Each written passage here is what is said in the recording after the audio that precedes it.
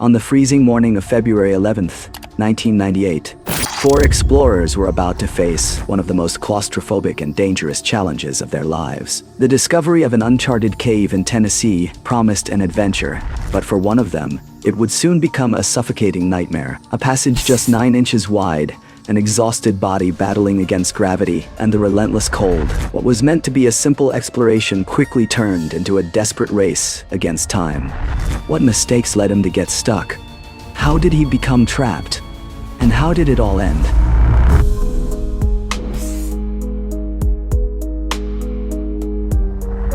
On that cold morning, deep in the forests of Tennessee, 4 explorers, James Lewis, Allan England, Darl Moore, and Jerry Olson, prepared for another caving expedition. During the hike through the ridge, Olson had stumbled upon a cave that would soon prove to be an unusual and risky challenge. Intrigued, he invited his more experienced companions to explore it. Known by locals as Weatherly Well, the cave's entrance presented an immediate obstacle. An extremely narrow fissure, measuring only 9 inches wide, leading to a small drop of 7 feet. Just enough space for one person to squeeze through at a time. This first challenge was followed by an 11-foot descent into a wider chamber, which then led to another drop of 10 feet. Gathered at the entrance, the group carefully inspected the damp, claustrophobic, and congested passage, as if it were calling them to enter the cold belly of the earth. From above, they could see the initial drop, a steep descent into pitch-black darkness, while the passage ahead twisted like a corkscrew, making it clear that there was no room for error. Even with their collective experience, the cave's layout demanded meticulous planning. Every rope and every handline had to be checked and arranged with extreme caution, as the tight opening allowed only one explorer to pass at a time. That was when Allan England, the oldest of the group at 63 years old, but still in remarkable shape and, notably, the smallest of them, volunteered to take on the challenge. Tied to a rope serving as a handline, he prepared to descend into the narrow opening. Even for someone of his smaller stature, the 9-inch wide crevice was an intimidating obstacle. Taking a deep breath, England began contorting his body, feeling his ribs compress with every movement inside the suffocating space. Every inch forward was a battle against the unyielding rock, as his clothing clung to the damp walls. By the time he finally managed to squeeze through, his shirt and pants were soaked, and his chest was heaving from the immense effort. The next section, marked by a 7-foot drop, was less challenging, as gravity worked in his favor, and the rope provided a secure guide, allowing him to lower himself carefully into a slightly larger chamber, where he could finally stretch his limbs after the tight squeeze. His headlamp illuminated the next challenge. Just below, another 10-foot drop led deeper into the cave. In the eerie silence, the beam of light revealed a complex maze of twisted passages marked by sudden and steep drops. As much as he wanted to explore further, England quickly realized that going in alone would increase the risks exponentially. The next drop required rope maneuvers, and without a partner to assist or hold the line, the danger of an accident was too great. Reluctantly, he decided to turn back. However, climbing back up would prove far more difficult than descending. Now damp and chilled by the cave's moisture, England faced the task of ascending the 10-foot drop that would lead him back to the entrance. Years of caving experience guided his movements. His hands gripped the rope precisely, while his feet searched for solid holds with each pull upward. As he reached the base of the narrow fissure, a mixture of relief and caution set in. But that was the moment the real challenge began. Looking up at the slender opening he had squeezed through earlier, he was faced with an unsettling realization. From below, the space appeared even more unforgiving. Positioned to begin his climb, England used the rope as leverage, but as he reached the crevice, his progress came to an abrupt halt.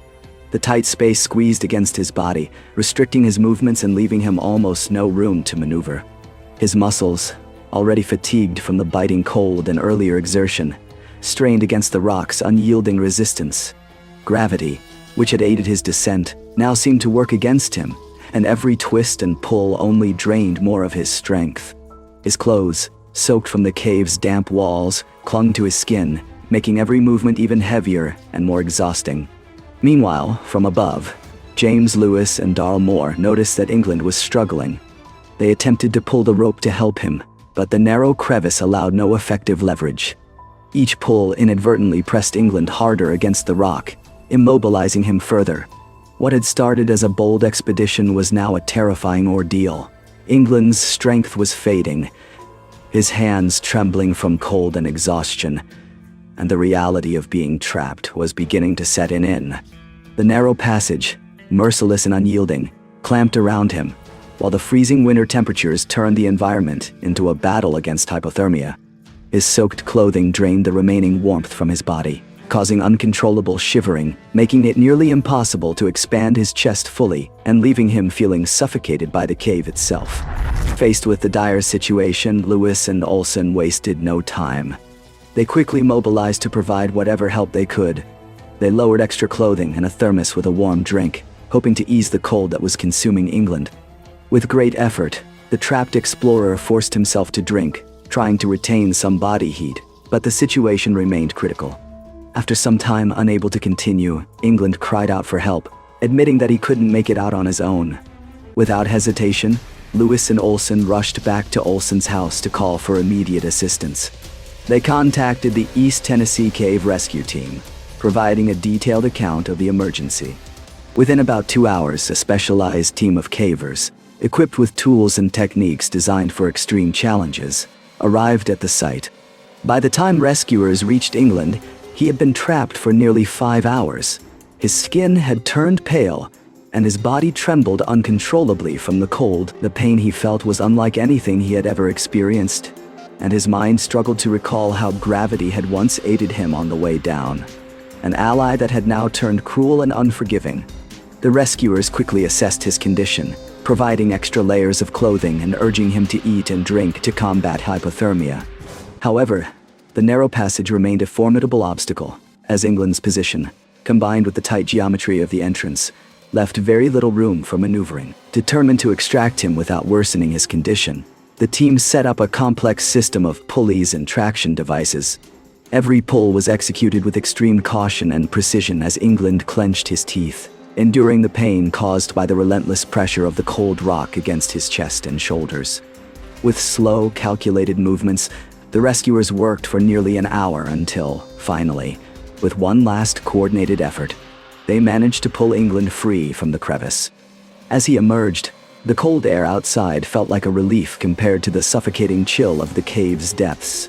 Have you ever taken a moment to be grateful that caving is an optional activity? If you enjoyed this story, don't miss the next video appearing on your screen, taking you into another cave adventure that ended terribly wrong. Thanks for watching and see you in the next video.